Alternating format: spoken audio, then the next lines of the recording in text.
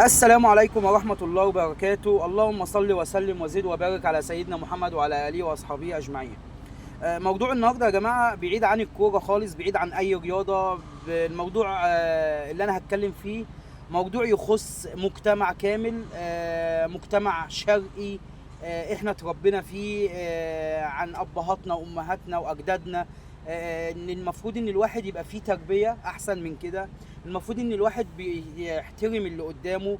المفروض ان الواحد بيقدر شعور اللي قدامه، اذا كان مين هو، اذا كان فقير او غني او متوسط على قد حاله. النهارده الموضوع بتاع البنت دوت يعني استفزني بجد، وحاجة قلة ادب اذا كان من مامتها او منها. تمام. فالنهارده معلش انا واحد جاي يتقدم لبنتي، ان المفروض بنتي ديت احسن حد في الدنيا كلها. تمام. ممكن بقى تسمع الست وبنتها قالوا ايه على المهندس اللي جاي يتقدم لبنتها.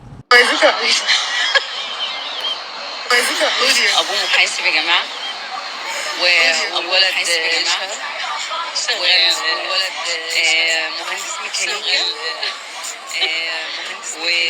ومعاه مبلغ محترم مشغله في التجاره،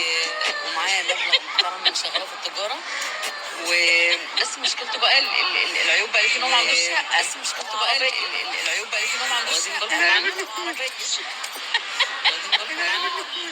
فعلا ده عيب، هو ابوه فعلا ده عيب، هو ابوه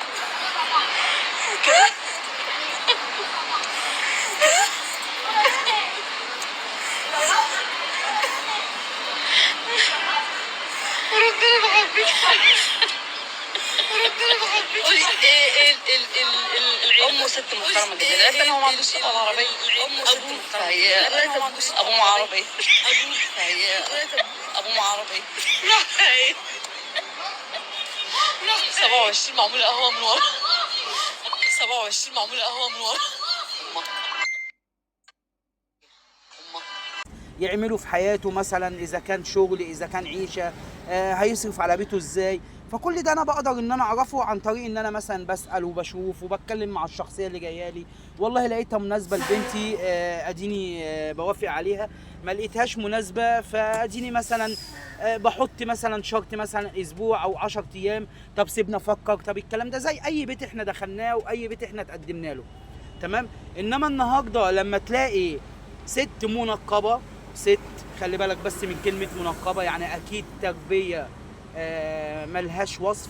أكيد التربية بتاعتها محترمة جدا، أكيد طالعة من بيت محترم ومن بيئة محترمة. إنما على الوضع اللي أنا شفته دوت بأمانة، أنت خليتي أي ست منقبة بقى الواحد يشك فيها، يشك في تصرفاتها، يشك في بيئتها، يشك في التربية اللي هي متربياها. تمام. لما تبقى انت منقبه وبنتك قاعده جنبك كده وعامله في وشها اللي ما يتعملش، تمام، وبتتكلموا عن المهندس الميكانيكا اللي هو تعب في عمره وشقي في عمره علشان خاطر يقدر يبني مستقبله ويتقدم لبنت الحلال اللي هو عايز يبقى شريك حياتها. تمام. وتيجوا تتريقوا عليه وعلى باباه وعلى عيشه وعلى الراجل المحترم اللي انتوا بتقولوا عليه شخص محترم وشخص كويس. اللهم صل على محمد النبي الأمي وعلى آله وصحبه وسلم.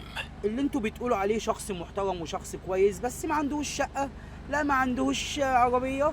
لا اصل باباه شغال على العربية. ماله باباه شغال على العربية، وماله ان هو ما عندوش شقة، وماله ان هو ما عندوش عربية.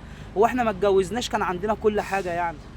احنا اتجوزنا الست اللي احنا اتجوزناها بنت اصول، قعدت معانا وعملت معانا اللي ما يتعملش عشان خاطر نطلع ونبني حياتنا ونبني مستقبلنا، واولادنا طلعوا الحمد لله احسن الناس. انما على الوضع اللي انا شفته دوت، دي اسمها قله ادب، اسمها قله ادب، مش هقول اكتر من كده. يا ريت يا جماعه اللي يسمع الفيديو بتاع البنت ومامتها دوت، بالله عليك يا شيخ وحياة سيدنا محمد صلى الله عليه وسلم، لا تديني تعليق على الفيديو ايه رايك في الموضوع. تمام. وغير كده وكده قول لي الناس ديت الواحد ممكن يقول عليهم ايه. شكرا والسلام عليكم ورحمه الله وبركاته. واهم حاجه تصلي على النبي.